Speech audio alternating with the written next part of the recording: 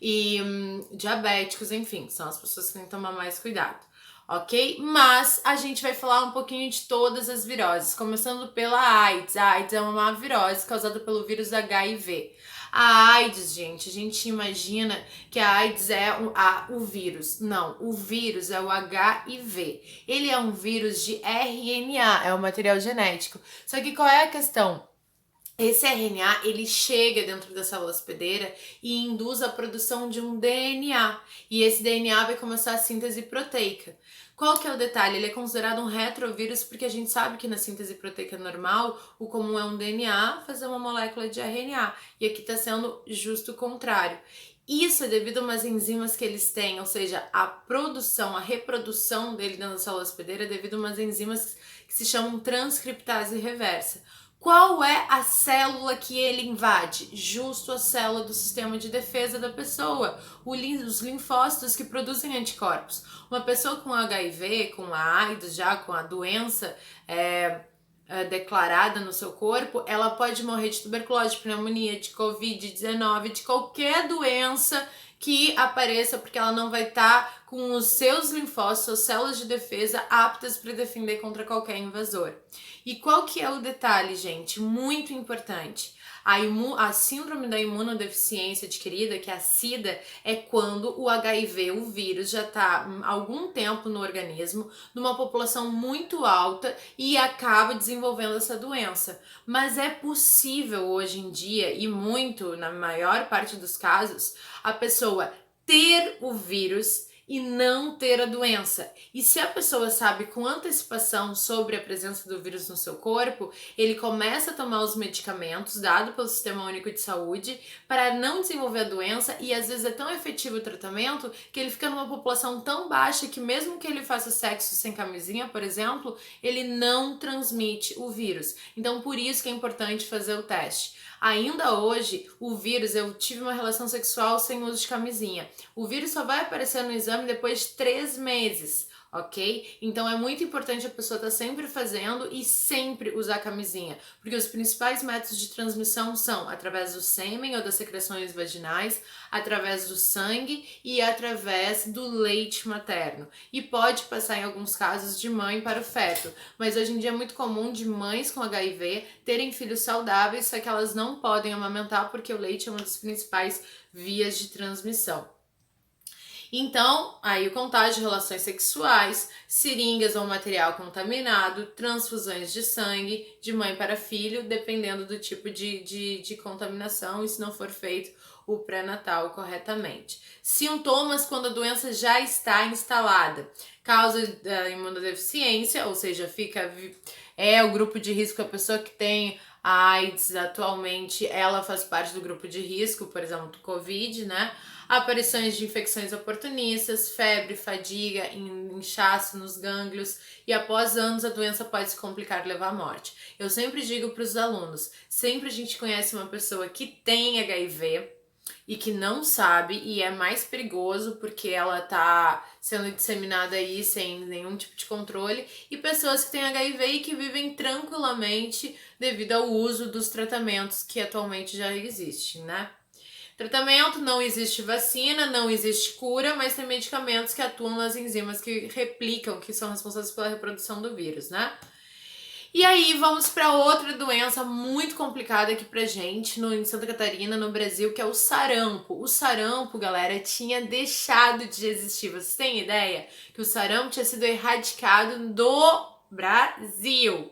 E aí o que aconteceu? A gente, população brasileira, ficou um pouquinho mais relaxada nas campanhas de vacinação e acabou fazendo com que as pessoas que chegavam de outros países contaminadas voltassem a contaminar a população, e hoje ele não é mais erradicado naturalmente. Existem casos registrados de morte do sarampo. Quais são os sintomas? No início é benigna, é a mesma coisa. Pode dar uma complicação maior e matar a pessoa, mas normalmente são manchas vermelhas pelo corpo, febre, e é passado também através da saliva. As pessoas vão falando umas com as outras e se está contaminado, acaba passando secreções nos olhos, nariz e garganta, espirro e tosse, contato anterior do aparecimento. A mesma situação. Quando ela tá incubada, que a pessoa não sabe que tá doente, é a principal hora de transmissão. Manchinhas vermelhas pelo corpo, tá? Se você perguntar aos seus avós, seus pais, quando ainda ela não tinha sido erradicada, muitas pessoas já tinham tido, né? E agora, infelizmente, voltou a ter e tem vacina. Após 11 dias aparecem os sintomas, coriza, febre, dores, manchas na boca, parte posterior do corpo. Não é grave, porém pode aparecer complicações e pode matar o hospedeiro, tá bom? Rubéola, outra virose extremamente importante, porque também dá mal-estar, manchinhas pelo corpo, às vezes até é difícil de entender se a pessoa tá num quadro de rubéola ou de sarampo. E tem uma complicação, normalmente ela vem, passa, te deixa mal e volta. Tem vacina e todas as mulheres têm que tomar vacina. Os homens também seria muito bom que tomassem, mas por que as mulheres? Porque se a mulher está gestando um bebê e pega a rubéola, o vírus vai passar pela placenta e a criança pode ter malformações, como surdez e cegueira. Então é muito importante que as mulheres se vacinem. Em muitos lugares, por exemplo, para fazer a matrícula da UFSC, se você passar, você vai passar. Se você for mulher, você tem que ser vacinada. E aí, se você não tem a vacina, na frente do localzinho da matrícula tem um posto de vacinação. Sintomas podem surgir de 14 a 21 dias, dor de cabeça, mal-estar, febre, após os sintomas aparecem as manchas. Tratamento é através de ficar em casa, de ficar de boa, né, esperar o sistema imune, mas o negócio é não esquecer de vacinar. A dengue, a gente sabe que a dengue é um vírus do Brasil, é endêmico aqui, né, que está presente é um problema de saúde pública, transmitida pelo mosquito Aedes aegypti, esse mosquito de hábitos diurnos, branco, pintinhas brancas no corpo preto. Sempre são as fêmeas que picam, porque as fêmeas que têm a necessidade de sangue animal para desenvolvimento dos ovos, né? Os sintomas da dengue é de difícil diagnóstico, normalmente em locais que tem dengue, hoje em dia já tem zika vírus, já tem chikungunya e todos causam dores, prostração e é um quadro que pode levar à morte no caso da dengue, se a pessoa for contaminada mais de uma vez e pode se transformar na dengue hemorrágica, né? Febre alta, dores no corpo e hemorragias em casos graves e a pessoa pode ir à morte. A função da dengue a gente sabe que é não ter água parada em locais que tem foco, né? Hoje em dia o Brasil, praticamente todo aqui em Santa Catarina, já tem locais com foco, porque a fêmea usa a água para colocar seus ovos e os ovos daí amadurecerem, serem mais vetores, mais mosquitos da dengue, então a gente tem que tentar interromper o ciclo de reprodução. A febre amarela também é uma doença causada por um mosquito. Tem dois tipos de febre amarela. A febre silvestre, que é causada pelo Haemococcus, que é o que normalmente a gente está tendo novos casos agora. E a urbana, que é causada pelo Aedes aegypti. Não foi registrado nos últimos tempos nenhum caso de urbana, só desse Haemococcus. Quais são os sintomas? Febre, dores, irritações, pulso baixo, enjoo, a pessoa fica amarelada, porque o vírus se instala no fígado. Sempre que se instala no fígado, a pessoa fica com essa coloração, porque há um rompimento das hemácias e a proteína da hemoglobina se transforma em bilirrubina e cai na corrente sanguínea e tem essa coloração amarela. Por onde o sangue passa, fica na pele, nos olhos. O fígado e o rim, quando tá em complicações, é muito perigoso. Principalmente no fígado, porque no fígado ele causa tipo uma cirrose. E pela primeira vez, há uns 2 anos atrás, foi feito um transplante no Brasil de uma pessoa contaminada. Então ela tava com o fígado basicamente inativo, ela tava na UTI e conseguiram fazer um transplante de fígado e ela sobreviveu e se curou. Né? Sendo que os macacos não tem nada a ver, eles não transmitem, eles são apenas vítimas da febre amarela, assim como nós somos. Então, se a gente vê em algum local macacos morrendo, é porque significa que tem um mosquito e o mosquito pode vir, assim como picou ele, picar a gente. Então, eles são marcadores, né? E não tem tratamento, só repouso e tem vacina. A diferença da febre amarela para a dengue é que a febre amarela tem vacina eficiente. Ok? Falando de fígado, outro vírus bem complexo. Vírus são, na verdade, né? São vários tipos de hepatite, né? Hepatite A, B, C, D e E.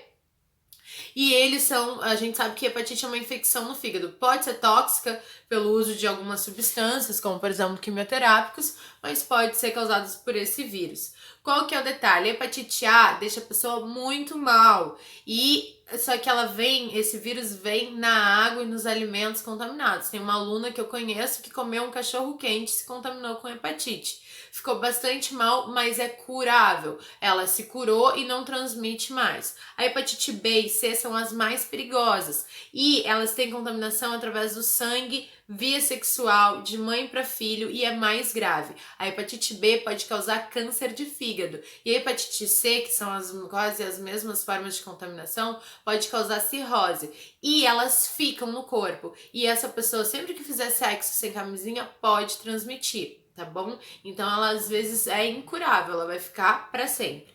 A D e a E, a D ela só aparece junto com a B na Amazônia e a E é endêmica da Ásia, hoje em dia só foi registrado na Ásia. Geralmente os principais sintomas, né, pode ficar sintomático sem sintomas durante muito tempo e depois aparecer esse sintoma mais agressivamente. E aí, quando aparecer a doença, pode variar de 2 a 6 semanas, com mal-estar, fadiga, febre, dor no fígado, urina escura, pele e olhos amarelados. A prevenção: lavar a mão após usar os banheiros, cuidar com as seringas, evitar contato sexual com contaminados, sem preservativos e vacinação contra a hepatite B. Para grupos de risco, sempre uma gestante ou pessoas que são imunodeprimidos têm que tomar a vacina. O ideal é que toda a população tomasse. Depois a gente tem o vírus da herpes. O vírus da herpes é um vírus que passa de pessoa para pessoa. Existe herpes labial, existe herpes genital, são vírus diferentes. Não significa que o da boca passa para a região genital nem vice-versa, né?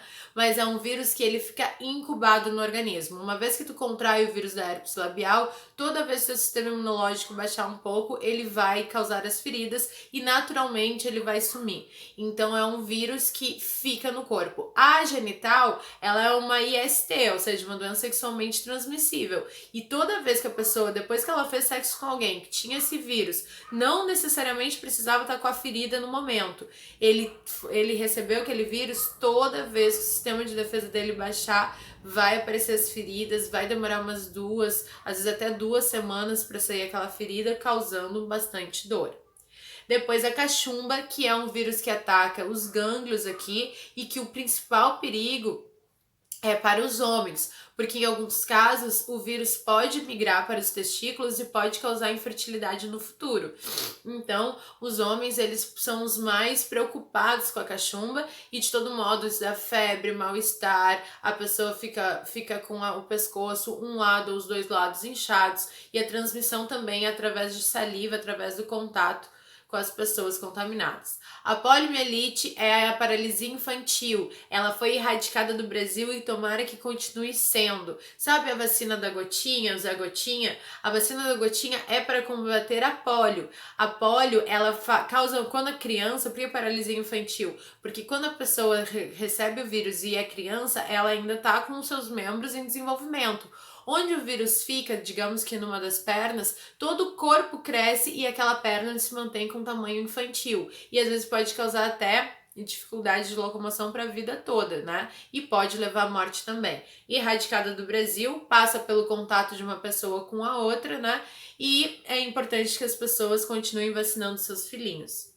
O HPV, outra IST, né, uma infecção sexualmente transmissível, são as verrugas genitais. Existem vários tipos de HPV. Existe vacinação. O governo deu vacina para todas as crianças, meninas, que não tinham ainda tido contato sexual. Por que isso? Porque é uma vacina muito cara e uma vez que tu já tem contato sexual, provavelmente tu entra em contato com o vírus e a eficácia da vacina diminui assustadoramente. Então, essa vacina, ela é super importante, porque a verruga pode ser assintomática, o HPV, ou pode aparecer as verruguinhas tanto no pênis, na vagina, na virilha, no ânus, na garganta, na boca, né? Devido ao sexo oral sem uso de camisinha. Só que o HPV na mulher pode se transformar no câncer do colo de útero. Por isso que toda pessoa que tenha iniciado sua vida sexual, sexo feminino, tem que começar a ir no ginecologista e fazer o exame preventivo, que é coletar o material e analisar para ver se tem alguma deformação celular indicando algum tipo de início de câncer. Então é muito importante que a mulher faça o exame preventivo sempre, regularmente, depois que tenha começado sua vida sexual. As verrugas, elas começam primeiramente com pequenos pontinhos assim, e que podem ser cauterizados no início, ou depois, se a pessoa não deixa, causa esses casos extremos de proliferação, pode causar também câncer no pênis, quando há muitas verruguinhas. Aí a HPV, depois da HPV, a raiva ou hidrofobia. A raiva tá aí outro vírus mortal. Raríssimos são os casos, 1 ou 2 casos, que a pessoa não morreu, mas tem consequências para sempre. A raiva é um vírus que ataca o sistema nervoso central, principalmente animais domésticos, e também está presente na saliva de animais silvestres, e se entrar em contato com o ser humano e se esse ser humano não for vacinado, ele pode morrer. E o que acontece com essa vacina? Esse vírus? Esse vírus, ele ataca o sistema nervoso e chama-se hidrofobia porque a pessoa não consegue mais deglutir e engolir a sua própria saliva. Não conseguindo deglutir e engolir a sua própria saliva, ele morre de sede, morre de fome e fica extremamente com dores horrorosas, e por isso que o cão que tá com esse vírus, ele fica extremamente agressivo, e o vírus se encontra basicamente na baba do cachorro. Então ele tá extremamente agressivo, sentindo dores horríveis, muita fome, muita sede, e quando alguém chega perto, a reação dele é morder, e quando ele morde, ele entra em contato com o teu sangue e inocula o veneno lá. A vacina antirrábica para os cães, né? A gente sabe que existe, e para os profissionais veterinários que trabalham em contato com eles todos os dias. E pra gente terminar aqui, a gente tem a varíola, que a varíola é um vírus mortal também, que foi erradicado no planeta através das campanhas de vacinação, que causavam feridas purulentas por todo o corpo e sempre levavam à morte. Já foi encontrado cadáveres de 1000 anos antes de Cristo com presença do vírus da varíola. Ainda tinham cepas ainda tem cepas desse vírus guardados em laboratórios para futuros estudos. Então, gente, basicamente, desculpa, ainda esqueci, tem a catapora, que é um vírus que ataca, vírus varicela zoster, que se chama, né? Que ele vem, é benigno também, as vacinações já são preventivas em relação à catapora. Ele vem, é um tempo benigno, né? É uma doença benigna, que ele vem, causa os sintomas e logo desaparece. Tá? Causam feridinhas que podem incomodar e pode se caracterizar por uma única região, um único local, né? É como se fosse um vírus do herpes que mutou um pouquinho e começou a se transformar em outra doença, mas ele é curável. E sem esquecer da Covid, né? Covid-19 é o vírus do momento, porque ele entrou em contato com a espécie humana há pouco tempo, e ele são sintomas de gripe muito fortes e podem causar um agravamento e levar à morte do hospedeiro. A gente sabe que o vírus da gripe H1N1, ele já leva a essa morte, só que o tempo de contaminação, a rapidez que ele circula é o grande perigo do Covid-19.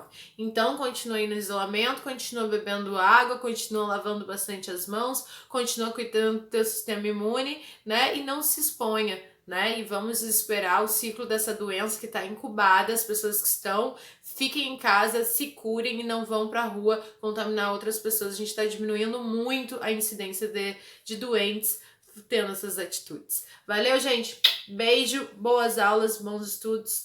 Amo vocês!